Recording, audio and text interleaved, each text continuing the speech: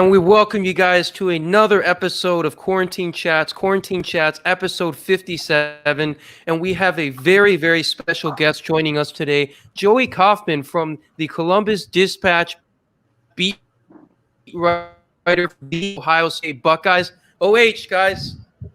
Hi. Thank you all. Thank you all for having we are me excited on. to get Nice started on to talk football, to you. guys. Yeah, for sure. We're excited to get talking about football. We got the special background in with a football field designed by Callan McClurg, our host for another show, No BS and Wild Sports.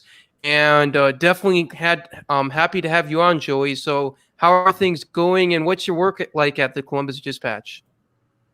Well, it's been almost a month to the Friday will be a month since the Big Ten canceled fall football.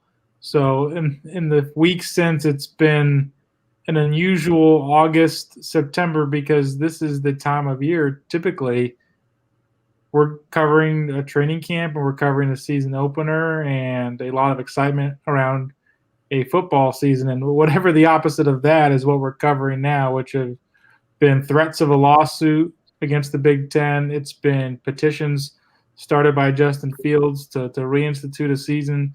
It's been protests from the parents of players, either at the Big Ten headquarters in Chicago or outside the Horseshoe. So it is an unusual time in Columbus, Ohio. Yeah, definitely. I actually follow this podcast. I don't know if you're familiar with it, called The Audible. And a couple of the guys, they're always talking about, how they always thought it was unlikely for the Big Ten to have a season, and the fans just went after them, man. But we always got to remember, like, these guys who report on sports, they're also losers in the situation where there isn't college football or if there is a reduced sports season. Yeah, I mean, for a lot of us who cover the sport, I mean, we're accustomed to covering it day in and day out on what happens on the field, be it who's the starting quarterback or who's the starting left tackle or who's a freshman who's emerging into the starting lineup. So this has been an upheaval certainly for a lot of sports writers' lives who are used to traveling and covering games and covering a lot of events based around what happens and who wins or loses. And right now it doesn't, that is so secondary. We're covering a sport that's just trying to see the field or get the plane up in the air, and we're a little bit of a ways away from that. And there's been all this off-field drama. There's certainly, I've never covered anything like it in my few years covering college football. Yeah, well said. So we got Isaiah on. Isaiah, go ahead and give your opening remarks and your opening question about USC football. Yeah, Joey, thanks for coming on the show once again.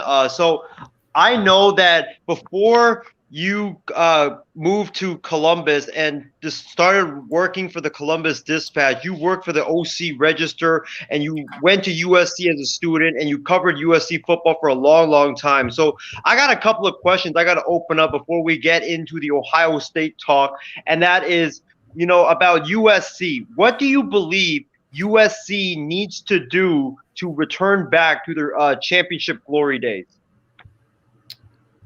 I think the biggest thing that USC did, and I think they made some strides last year a little bit, getting Graham Harrell as the offensive coordinator, and they rebounded from a 5-7 season in 2018. But throughout Clay Helton's tenure, I never felt they really had a particular identity of what they wanted to do, either offensively or defensively. And you look at so many of the elite teams in college football. Oklahoma runs a type of air raid offense with Lincoln Riley. LSU developed a spread offense and modernized their offense last year with Joe Burrow. I think a lot of the elite teams, Alabama is known for its defense, have a calling card or an identity. I don't think USC ever really developed that during Clay Helton's tenure. And some of the exceptions were when they had Sam Darnold able to be creative and make plays. But outside of those years they've really struggled. And I think at least with the hiring of Graham Harrell last year, gave them a chance to maybe establish an identity offensively with the air raid. I know Clay Helton's revamped his coaching staff and hired some new assistants with Todd Orlando as the defensive coordinator, but I think those are changes in the right direction in terms of developing a personality or an identity, because they never really had that when I was covering the team. Yeah, I agree with you on this because the thing I've noticed when I watch USC football is I just don't see them as motivated to go onto the football field. Like they're never hyped up, you know. I always liken Clay Helton to Jason Garrett. You know, he's not really like a raw type of coach. He's kind of chill, laid back. So I think that's honestly the problem for me with USC is Clay Helton. I just don't think he's the right fit to coach at a power premier program that is USC. But I want to move on before I turn it over to my guys here who are dying to talk about the Ohio State football. And I want to talk to you about USC quarterback Keaton Slovis. You know, you unfortunately weren't able to cover this year's USC football team up close and personal. But I want to ask you, like, what have you seen from afar about Keaton Slovis that impresses you the most? He was a lot more physically gifted than I think a lot of people or myself expected. He came in not very heralded. He wasn't a blue chip recruit. So I think for one, you got to give credit for USC for finding him. He was only a 3-star, but he impressed me physically, the mechanics, the way his release, he was able to get rid of the ball quickly, and some of the touch on some of the deep throws really impressed me, because coming in not being an Elite 11 quarterback or not being one of the top-ranked quarterbacks in the class, I don't think maybe people expected his talent ceiling to be as high as it was, and that jumped out right away as a freshman. So it's unfortunate that there's not going to be a typical fall season in 2020 or a fall season at all in the Pac-12, and the off season's been abbreviated to say the least, and been a shell of itself. So it's too bad we didn't get to maybe see him with a full off season of development going into a sophomore year. Yeah, exactly. I just think that Keaton Slovis, he gets hurt the most by not having this fall season. It hurts his development. For me, I was most impressed by him with his calmness and his poise and his confidence. You know, I think back to, I think USC was playing Notre Dame and they were down, I believe, like 24-0. They were getting blown out badly in the third quarter.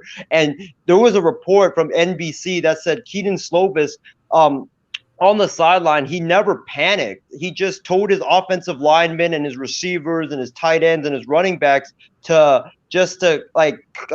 keep working hard, keep doing our thing, and we'll get back into this game. And sure enough, they ended up getting back into this game, but unfortunately, they didn't manage to pull off the entire comeback. But Steven, Ryan, Trevor, I want to go to you guys to talk about Ohio State football.